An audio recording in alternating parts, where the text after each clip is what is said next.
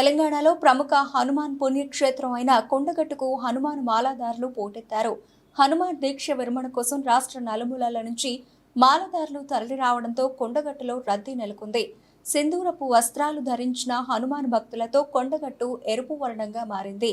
పెద్ద హనుమాన్ జయంతి సందర్భంగా ఆంజనేయ స్వామి ఆలయంలో అర్చకులు ప్రత్యేక పూజలు చేశారు. స్వామికి ఇష్టమైన తమలపాకులు నైవేద్యంగా అర్పించారు. అశేషంగా వచ్చిన భక్తులు గుడిలో ప్రత్యేక పూజలు చేయించారు.